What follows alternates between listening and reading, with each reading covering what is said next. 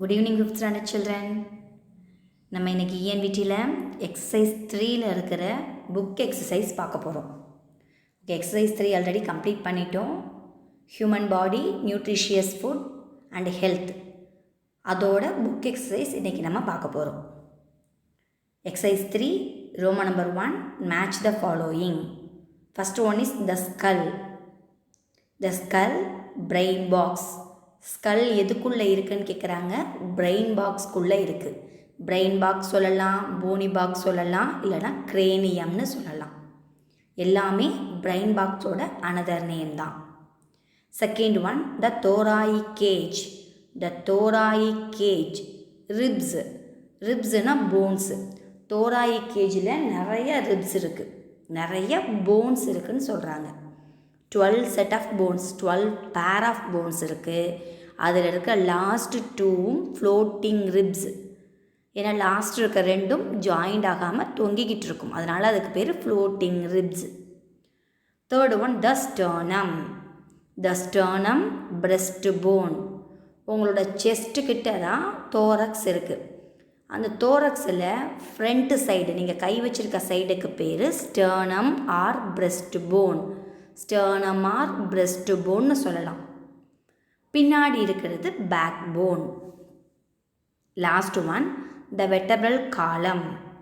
த vertebral காலம், back phone. எந்த இடத்துல வெர்டெப்ரல் காலம் இருக்குது அப்படின்னு கேட்குறாங்க. பேக் போனில் தான் வெர்டெப்ரல் காலம் இருக்குது.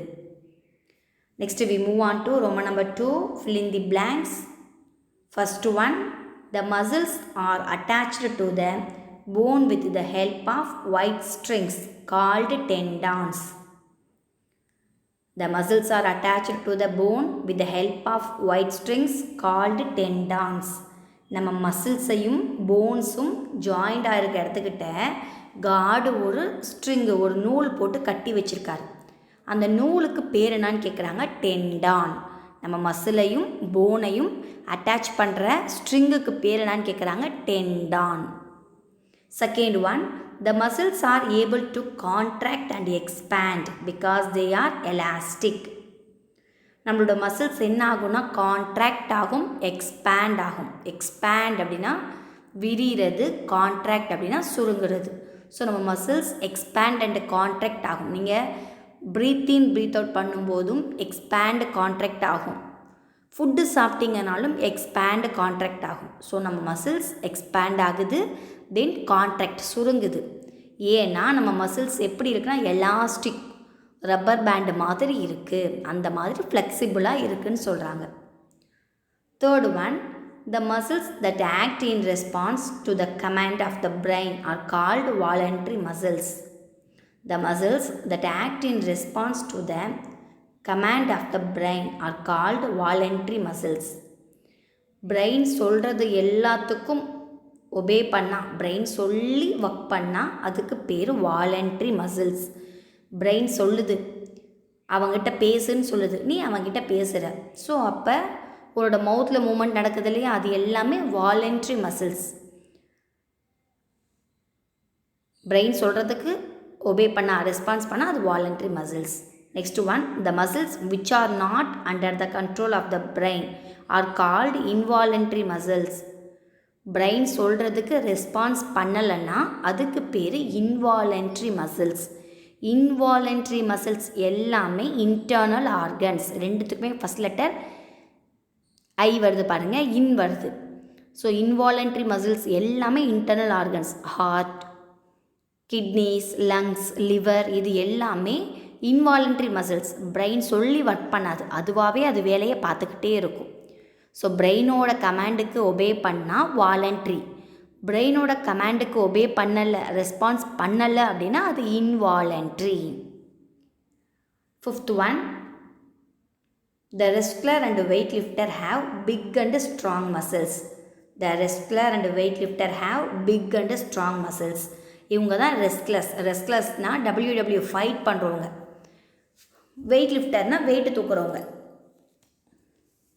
ஸோ இவங்களோட மசில்ஸ் எப்படி இருக்குன்னு கேட்குறாங்க. Big and strong muscles. ரொம்ப மசில்ஸ் வந்து பிக்காகவும் ஸ்ட்ராங்காகவும் இருக்கும். ரெஸ்ட்லர் தான் கொஞ்சம் கன்ஃபியூஸ் பண்ணிட்டீங்க. ரெஸ்ட்லர் அப்படின்னா WW பாக்ஸிங் பண்ணுறாங்களே அந்த பாக்ஸருக்கு பேர் தான் ரெஸ்ட்லர். அவங்களோட மசில்ஸ் ரொம்ப ஸ்ட்ராங்காக இருக்கும். அதுக்கேற்ற மாதிரி ஃபுட் அவங்க எடுத்துப்பாங்க. அவங்க சாப்பிட்ற ஃபுட்டில் ப்ரோட்டீன் நிறையா இருக்கும்.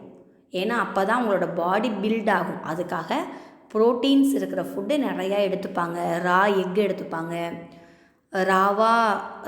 ராவா இருக்கிற கிராம்ஸ், க்ரீன் கிராம், இந்த மாதிரி நிறைய மில்லட்ஸ் எடுத்துப்பாங்க. ஸோ அப்போ தான் அவங்களோட பாடி பில்ட் ஆகும். 6th one, incorrect posture affect respiration and efficient work. Incorrect posture affect respiration and efficient work. இதுதான் போஸ்டர். கரெக்ட் போஸ்டர் அப்படின்னா ஸ்ட்ரைட்டாக நிற்கிறீங்கன்னா அது கரெக்ட் போஸ்டர். குனிஞ்சு நிற்கிற, ஒரு மாதிரி ஹஞ்ச் ஃபார்ம் ஆன மாதிரி, கூணு விழுந்த மாதிரி நிற்கிற அப்படின்னா அது இன்கரெக்ட் போஸ்டர். எப்பயுமே நம்ம ஸ்ட்ரைட்டாக நிற்கணும், ஸ்ட்ரைட்டாக உட்காரணும், ஸ்ட்ரைட்டாக எந்த ஒர்க் பண்ணாலும் செய்யணும். அதுதான் கரெக்ட் போஸ்டர். ஸோ நம்மளோட போஸ்டர் கரெக்டாக ஃபாலோ பண்ணலை அப்படின்னா நம்மளால் மூச்சு விட முடியாது, ரெஸ்பிரேஷன் பண்ண முடியாது, ஃப்ரீயாக நம்மளோட ஒர்க்கை பண்ண முடியாது. எஃபிஷியன்ட் ஒர்க் அப்படின்னா நம்ம செய்கிற ஒர்க்கை ப்ராப்பராக செய்ய முடியாது. ஸோ நீ எப்போ நின்னாலும் உக்காந்தாலும் ஸ்ட்ரைட்டாக நிற்கணும், ஸ்ட்ரைட்டாக உட்காரணும். அதனால தான் ஸ்கூல் ப்ரேயரில் அட்டென்ஷன் சொல்கிறோம். உட்காரும்போது பார்த்தீங்கன்னா ப்ரீத் இன் ப்ரீத் அவுட் சொல்கிறோம். ஸ்ட்ரைட்டாக உட்காந்து பண்ணிங்க அப்படின்னா உங்கள் ஒர்க்கை உங்களால் பார்க்க முடியும். 7th one, the nervous system consists of brain, spinal cord and nerves. Nervous சிஸ்டத்தில் என்னென்ன இருக்குது? கன்சிஸ்ட் ஆஃப்னா இருக்கிறது. எதெல்லாம் சேர்ந்தது நர்வஸ் சிஸ்டம் அப்படின்னு கேட்டாங்கன்னா இதான் பிரைன், ஸ்பைனல் கார்டு, நர்வ்ஸ். இது எல்லாமே கனெக்ட் ஆகிருக்கு. ஸோ நர்வ்ஸ் எல்லாமே பிரெயின் கூட கனெக்ட் ஆகிருக்கு. பிரெயினோட ஸ்டெம் ஸ்பைனல் கார்டு கூட கனெக்ட் ஆகிருக்கு.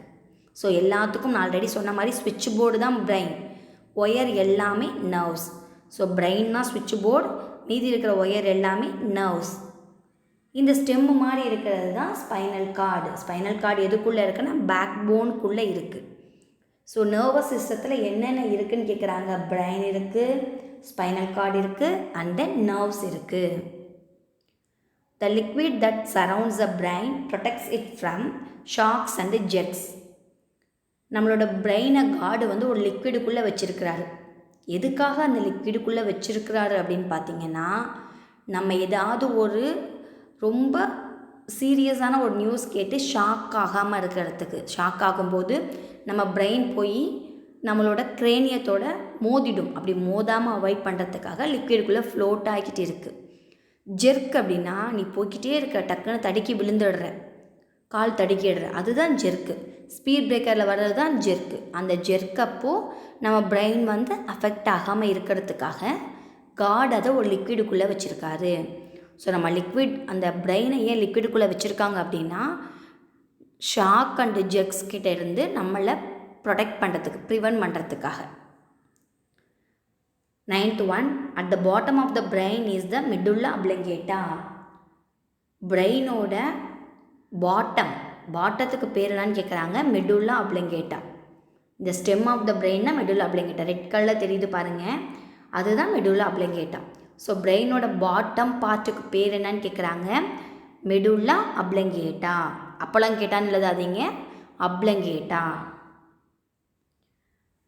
The spinal cord is placed inside the backbone. The spinal cord is placed inside the backbone. காடு ஸ்பைனல் கார்டை எங்கே வச்சுருக்காருன்னு கேட்குறாங்க. பேக் போனுக்குள்ளே வச்சுருக்காரு. நீங்கள் எப்படி டிப் பாக்ஸ்க்குள்ளே டிப்பை வைக்கிறீங்களோ அதே மாதிரி பேக் போனுக்குள்ளே ஸ்பைனல் கார்டு இருக்குது.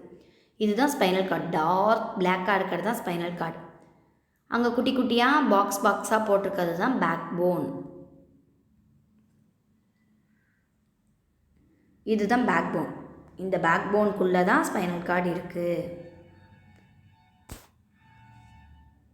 Next one, the heart and lungs are protected by the thoracic cage.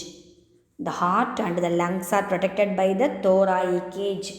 ஹார்ட்டையும் லங்ஸையும் பத்திரமா எங்கே வச்சுருக்காருன்னு கேட்குறாங்க. ஒரு கேஜுக்குள்ளே, ஒரு கூண்டுக்குள்ளே வச்சுருக்காரு. என்ன கூண்டு அப்படின்னா தோராயிக் கேஜ்.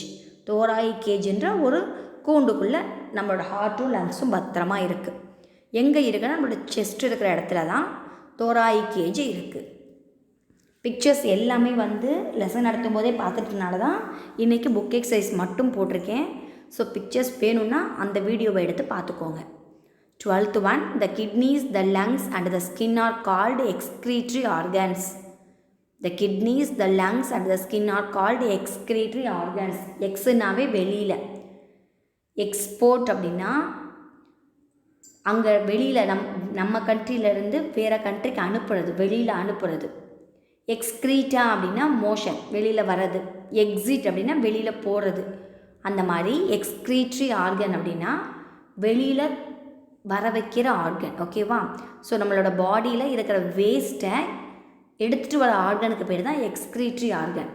எது வேஸ்ட் எடுத்துகிட்டு வரதா? கிட்னி, யூரினை வந்து எடுத்துகிட்டு வருது, அதனால் அது ஒரு எக்ஸ்க்ரீட்ரி ஆர்கன். அடுத்து லங்ஸ் வந்து இம்ப்யூர் ஏரை கேரி பண்ணிட்டு வருது, அதனால் அதுவும் ஒரு excretory organ. And the skin வந்து ஸ்வெட்டிங், நம்ம பாடியில் இருக்கிற வேஸ்ட் வாட்டர், சால்ட் வாட்டரை வெளியில் கொண்டு வருது, அதனால் அதுவும் எக்ஸ்க்ரீட்ரி ஆர்கன். எக்ஸ்க்ரீட்ரி அப்படின்னா வெளியில் கொண்டு வரதுக்கு பேர் தான் எக்ஸ்க்ரீட்ரி. ஸோ நம்ம பாடியிலேருந்து யூரினை கொண்டு வரனால கிட்னி ஒரு எக்ஸ்க்ரீட்ரி ஆர்கன், இம்ப்யூர் ஏரை கொண்டு வரனால லங்ஸ் ஒரு எக்ஸ்க்ரீட்ரி ஆர்கன், அண்ட் ஸ்வெட்டிங்கை கொண்டு வரனால ஸ்கின் ஒரு excretory organ. The ribs that are not joined to the sternum are called floating ribs. நம்மளோட தோராக்ஸில் நிறைய போன்ஸ் இருக்குது. ரிப்ஸ்னால் போன்ஸ், நிறைய போன்ஸ் இருக்குது. எத்தனை போன்ஸ் இருக்குன்னா 12 pair of bones. 12 pair of bones இருக்குது. அதில் லாஸ்ட்டு 2 போன்ஸும் ஜாயிண்ட் ஆகாமல் இருக்குது. ரெண்டும் எது கூடயும் ஜாயிண்ட் ஆகாமல் அப்படியே தொங்கிக்கிட்டு இருக்குது. சுற்றி இருக்கிறத தொங்கிக்கிட்டு இருக்குது. அதுக்கு பேர் என்னன்னு கேட்குறாங்க? Floating ribs. Floating ribs. Next one, the bones of the skull are joined together by sutures. நம்மளோட ஸ்கல்லில் போன்ஸ் இருக்குது. அந்த போன்ஸ் எப்படி வந்து ஜாயின் பண்ணியிருக்காரு கார்டுன்னு கேட்குறாங்க. தையல் போட்டு ஜாயின் பண்ணியிருக்காரு. நம்ம போட்ட தையல் கிடையாது, கார்டு போட்ட தையல். அதுக்கு பேர் இங்கிலீஷில் சியூச்சர்ஸ். எத்தனை சியூச்சர்ஸ் இருக்குது அப்படின்னா 8 சியூச்சர்ஸ் இருக்குது. அதனால் நம்ம பாடியில் இருக்கிற எல்லா போன்ஸுமே மூவபுள், ஆனால் ஸ்கல்லில் இருக்க போன் மட்டும் இம்மூவபுள். அந்த 8 இம்மூவபுள் சியூச்சர்ஸும் யார் போட்டதுன்னா காட் போட்டது. ஃபில்லப் உங்களுக்கு ஓவர் ஆகிடுச்சு. நெக்ஸ்ட்டு ட்ரூ ஆர் ஃபால்ஸ் போகிறதுக்குள்ளே ஒரு சின்ன ஸ்டோரி மட்டும் பார்த்துடலாம். ஒரு வில்லேஜில் பார்த்திங்கன்னா ஒரு டாட் அண்டு சன் இருக்கிறாங்க. ஒரு கிராமத்தில் ஒரு அப்பாவும் ஒரு பையனும் இருக்காங்க. அந்த பையன் வந்து அவங்க அப்பா கிட்டே ஒரு டவுட் கேட்குறான். என்ன டவுட் அப்படின்னா, அப்பா இந்த மாதிரி நான் புக்ஸ் படித்தேன், அதில் வந்து இவர் சிறந்த மனிதர், இது சிறந்த விஷயம், இதுதான் உலகத்திலே சிறந்தது அப்படின்னு சொல்லி இருக்குப்பா. சிறந்ததுன்னா என்னப்பா, எனக்கு ஒன்றுமே புரியல. நான் அப்படி சிறந்தவனாக வரணும் அப்படின்னா என்ன செய்யணும் அப்படின்னு சொல்லிட்டு கேட்குறான். சிறந்ததுன்னா பெஸ்ட்டுன்னு அர்த்தம். ஸோ எல்லாத்துலேயுமே ஒரு பெஸ்ட்டு மேன், பெஸ்ட்டு பாய், இது பெஸ்ட்டு திங் அப்படின்னு இருக்குது. நான் பெஸ்ட்டு பாயாக வரணும்னா என்ன செய்யணும்னு சொல்லி கேட்குறான். அவங்க டேடிக்கு உடனே ஒரே சந்தோஷமாக போச்சு. நம்ம பையன் இவ்வளோ சின்ன வயசுலேயே இப்படி ஒரு கொஷின் கேட்டுட்டானே அப்படின்னு சொல்லிட்டு சந்தோஷப்படுறாரு. சரிப்பா, நீ வெளியில் போய் 2 செடி எடுத்துகிட்டு வா அப்படின்னு சொல்லி சொல்கிறாரு. இந்த பையன் வேகமாக குடுகுடுன்னு ஓடி போய் 2 செடி எடுத்துகிட்டு வரான். செடியை கொண்டு வந்து கொடுக்குறான். அப்பா இப்போ சொல்லுங்கப்பா, எதுப்பா சிறந்தது அப்படின்னு கேட்குறான். உடனே அவங்க அப்பா சொல்கிறாரு, இருப்பா அப்படின்னு சொல்லிட்டு ஒரு செடியை அவங்க வீட்டுக்குள்ளேயே நட்டு வைக்கிறாரு. அவன் கொண்டு வந்த 2 செடியில் ஒரு செடியை வீட்டுக்குள்ளேயே நட்டு வைக்கிறாரு. இன்னொரு செடியை அவனை கூட்டிகிட்டு போய் அவங்க தோட்டத்தில், வீட்டுக்கு பின்னாடி இருக்கிற தோட்டத்தில் நட்டு வைக்கிறாரு. அப்பா இப்போயாவது சொல்லுங்கப்பா, எதுப்பா சிறந்ததுன்னு அவன் கேட்குறான். உடனே அவங்க அப்பா சொல்கிறாரு, இல்லைப்பா இன்னும் கொஞ்ச நாள் ஆகட்டும், நான் அதுக்கப்புறமா உனக்கு பதில் சொல்கிறேன்ப்பா அப்படின்னு சொல்லிட்டு அவங்க அப்பா சொல்லிடுறாரு. சரி நீயே சொல்லுப்பா, இப்போ இது 2ல் எதுப்பா சிறந்தது அப்படின்னு சொல்லி கேட்குறாரு. அதுக்கு அந்த பையன் சொல்கிறான், கண்டிப்பாக வீட்டுக்குள்ளே இருக்க செடி தான்ப்பா சிறந்தது அப்படின்னு சொல்கிறான். அதுக்கு அவங்க அப்பா, ஏன் வீட்டுக்குள்ளே இருக்க செடி தான் சிறந்ததுன்னு சொல்கிற, ரீசன் என்ன அப்படின்னு கேட்குறாரு. அதுக்கு அவங்க பையன் சொல்கிறான், ஏன்னா வீட்டுக்குள்ளே இருக்க செடி வந்து நம்மக்கிட்ட சேஃபாக இருக்கும். ஏன்னா அதை சுற்றி நம்ம எல்லாருமே இருக்கும். அது மேலே மழை தண்ணி படாது, சன்லைட் படாது, வெளியில் போகிற ஆடு மாடுலாம் அதை மேய்ஞ்சிட்டு போகாமல் பத்திரமா இருக்கும்ப்பா, அப்போ அதுதானப்பா சிறந்தது அப்படின்னு சொல்கிறான். அவங்க அப்பா உடனே சிரிச்சிட்டு, சரிப்பா நான் கொஞ்சம் நாளைக்கு அப்புறம் உனக்கு இதுக்கான விடையை சொல்கிறேன், பதில் சொல்கிறேன் அப்படின்னு சொல்லிட்டு விட்டுடுறாரு. இந்த பையன் என்ன பண்ணுறான், படிக்கிறதுக்காக வெளியூர் போயிடுறான். வெளியூர் போய் படிக்க போயிடுறான். ஸோ படித்து முடிச்சுட்டு வரான்.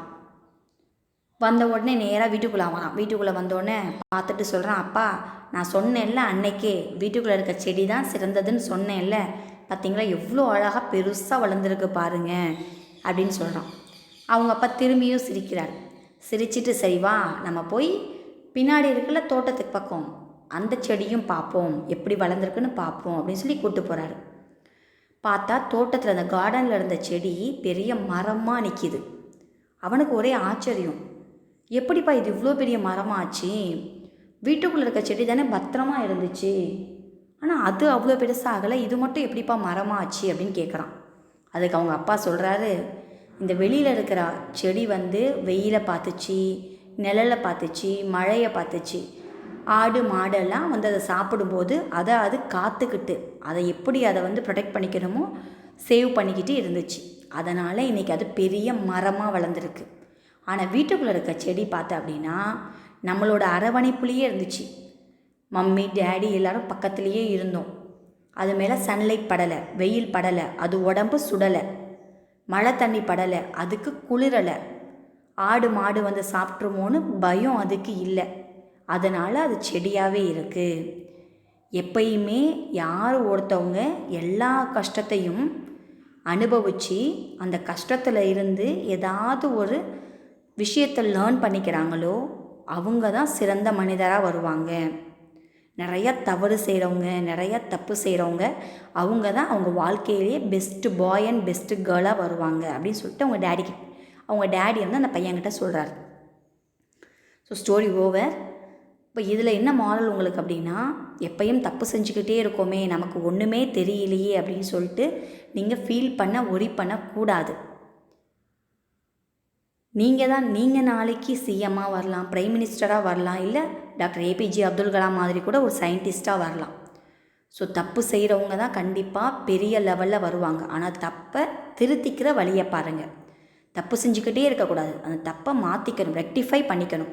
நீங்கள் பண்ணுற தப்பை என்னான்னு கண்டுபிடிச்சி அதை ரெக்டிஃபை பண்ணிக்கிட்டீங்கன்னா கண்டிப்பாக ஏபிஜே அப்துல் கலாம் அங்கிள் மாதிரி வரலாம், மகாத்மா காந்தி மாதிரி வரலாம், நம்மளோட பிரைம் மினிஸ்டர் மாதிரி வரலாம், பிரசிடெண்ட்டாக வரலாம். ஓகேவா? நெக்ஸ்ட் இப்போ ட்ரூ ஆர் ஃபால்ஸ் பார்க்கலாம். Roman number 3, say whether the following are true or false. First one, the muscles that are exercised to become wealthy. The answer is false. நம்ம பாடியில் இருக்க மசில்ஸ் எக்ஸசைஸ் பண்ண வெல்த்தி ஆகும். வெல்த்தினா மணி நிறையா கிடைக்கும்னு சொல்கிறாங்க. ஸோ எக்ஸசைஸ் பண்ண நமக்கு மணி நிறையா வரும்னு சொல்கிறாங்க. ஸோ இது ஃபால்ஸ். எக்ஸசைஸ் பண்ணால் மணி வராது, நம்ம ஹெல்த்தியாக இருப்போம். இவங்க ஹெல்த்திக்கு பதிலாக வெல்த்தின்னு சொல்கிறாங்க, அதனால் இது false. Second one, during physical exercises the breathing rate decreases. False. நம்ம ஃபிசிக்கல் எக்ஸசைஸ் செய்யும்போது ஆல்ரெடி நான் சொன்ன மாதிரி mental exercise, physical exercise. Mental exercise அப்படின்னா தியானம் உட்காந்து அமைதியாக மெடிடேஷன் பண்ணுறது தான் மென்டல் எக்ஸசைஸ். கண்ணை மூடி உட்காந்துருக்கிறது.